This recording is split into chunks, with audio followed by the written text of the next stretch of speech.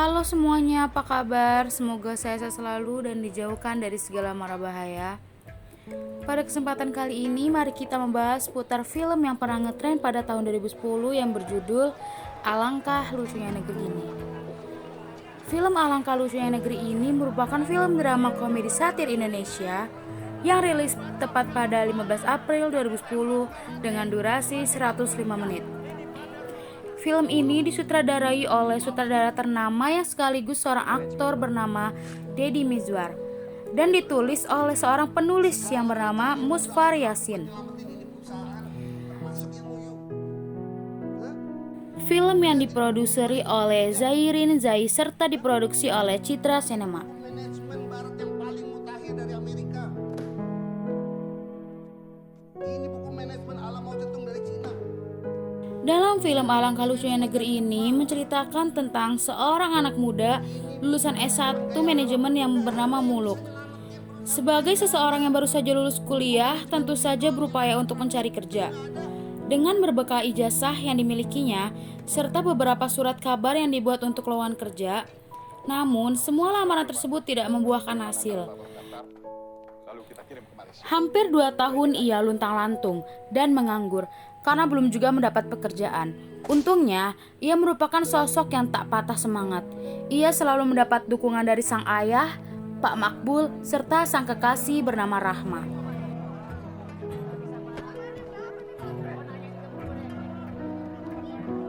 Semangat Muluk dalam mencari kerja tidak pernah berhenti. Pada suatu hari saat ia berkunjung ke pasar, ia sempat melihat sekelompok anak yang melakukan aksi copet di sebuah pasar. Dengan telaten mereka melakukannya tanpa membuat orang-orang di sekitarnya merasa terganggu akan aksi tersebut. Tak terkecuali Muluk.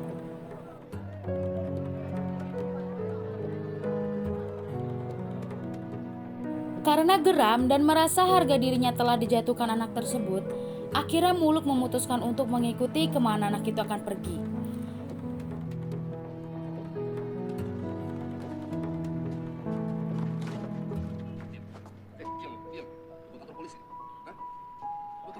Ketika anak itu berhenti di suatu lorong, akhirnya Muluk meringkus anak tersebut dan mengancam akan melaporkannya kepada polisi. Dan akhirnya anak tersebut memutuskan untuk meninggalkan Muluk dan pergi begitu saja.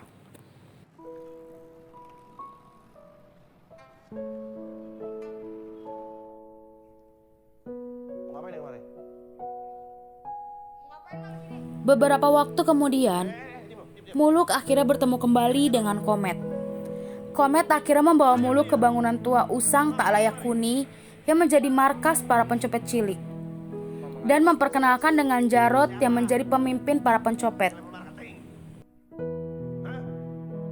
Bukan, proposal kerjasama.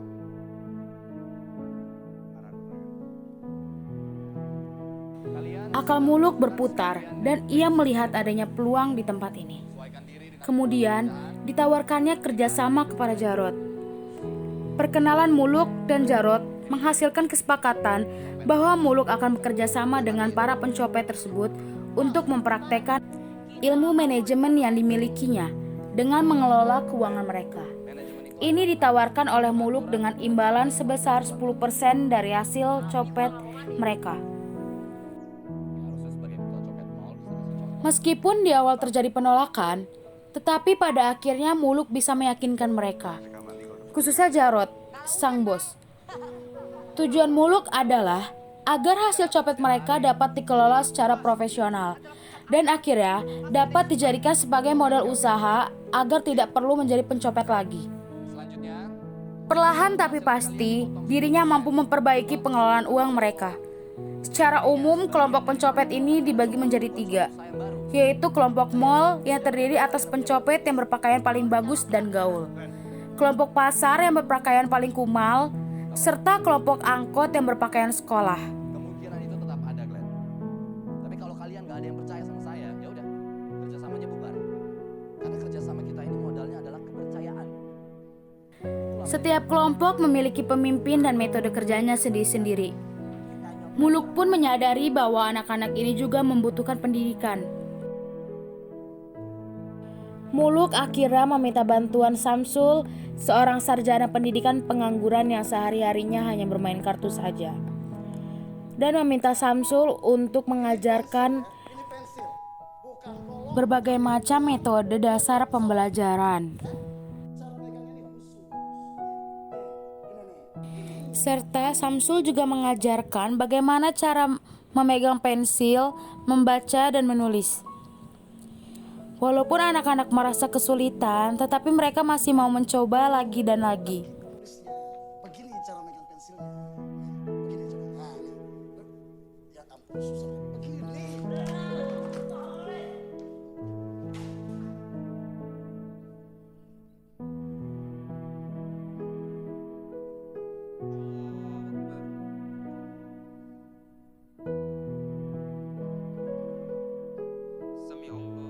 Tidak hanya memberi pelajaran seputar materi umum, Muluk juga berusaha membantu anak-anak tersebut mempelajari ilmu seputar agama dan meminta bantuan Pipit agar Pipit juga mempraktikkan apa yang telah diperoleh dari kuliahnya dulu. Allahu Akbar, adalah Bismillah, adalah.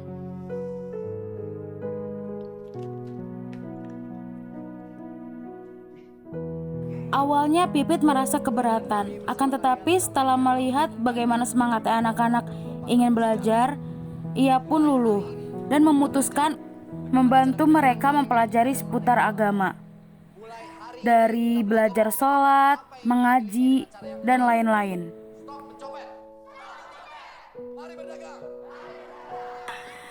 Rasa penasaran pun muncul dari para orang tua. Pak Makbul ayah Muluk, Haji Rahmat ayah Pipit, dan Haji Sarbini calon mertua Muluk.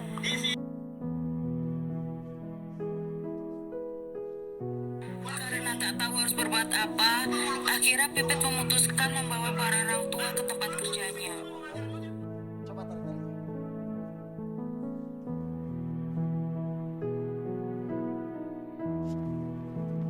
Nah, mencopet adalah masa lalu, mengasuh adalah masa depan. Tak terasa waktu terus berlalu. Banyak pelajaran yang anak-anak tersebut ambil. Pendapatan hasil mencopet pun dikelola dengan baik oleh Muluk, dengan cara dimasukkan di dalam bank dan dibuat buku tabungan.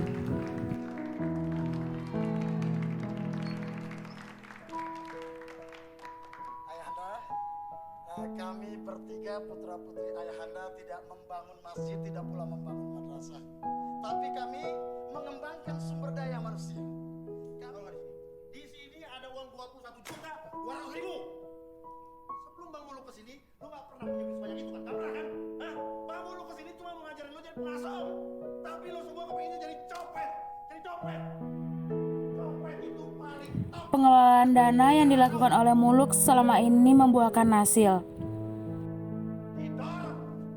Akhirnya para anak-anak bisa mencari nafkah dengan cara yang halal, dengan cara merubah profesi mereka yang tadinya mencopet menjadi pedagang asongan. Tentanan batin yang hebat terjadi setelah orang tua mereka tahu apa yang sebenarnya anak-anak mereka lakukan. Muluk, Pipit, dan Samsul akhirnya berhenti mengajari anak-anak itu.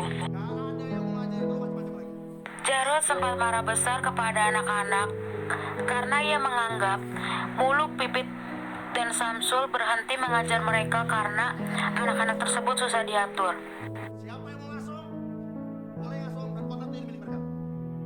Tapi tak lama dari itu, Jarod pun memberikan pengarahan kepada anak-anak itu tentang bagaimana mereka seharusnya mencari uang dengan cara yang halal. Tapi ingat, kalau ada yang gangguin temannya ngasuh, ajar. Golongan pasar pun akhirnya sadar, dan mereka pun berubah profesi menjadi pedagang asongan. Golongan mal dan angkot tetap pada profesi mereka, yaitu seorang pencopet.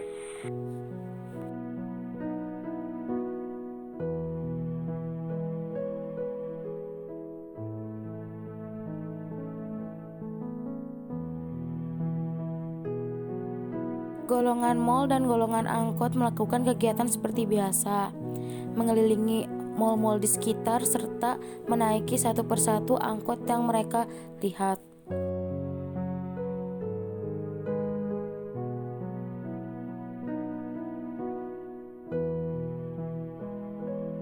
Setiap pekerjaan pasti memiliki resiko, baik pekerjaan yang baik maupun yang buruk.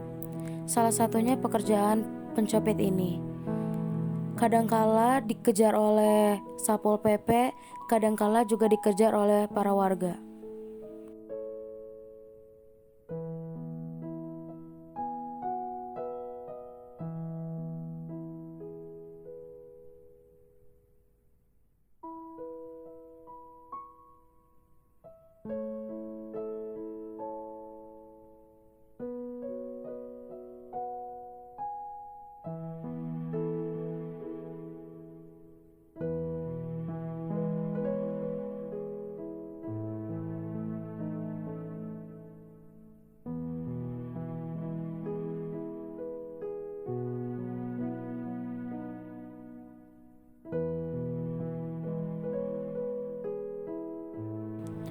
Setelah berhenti bekerja sama dengan Jarod dan anak-anak pencopet, Muluk akhirnya memutuskan untuk belajar mengemudi.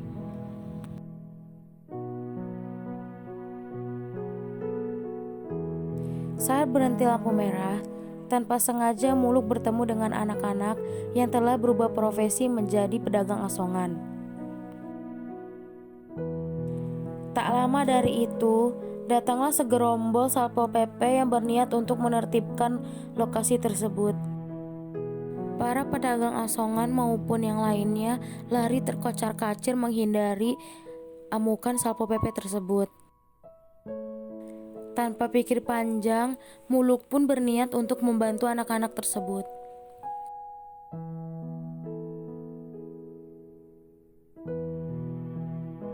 Saat salah satu anak pedagang asongan tersebut tertangkap, Muluk bersusah payah membantu anak tersebut agar terlepas dari jeratan Satpol PP. Dan Muluk bilang kepada Satpol PP bahwa anak-anak tersebut adalah suruhannya. Saat belum benar-benar ditangkap oleh Satpol PP, Muluk sempat marah besar karena ia merasa Satpol PP tidak adil kepada anak-anak tersebut. Ia menganggap bahwa apa yang dilakukan anak-anak tersebut ialah kegiatan yang benar. Mereka hanya bersusah payah mencari rezeki yang halal.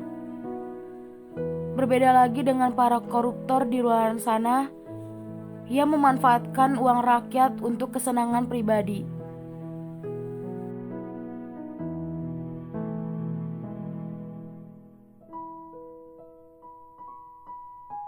Banyak yang bisa dipelajari dari film yang mengangkat cerita tentang kehidupan anak jalanan, khususnya di kota besar.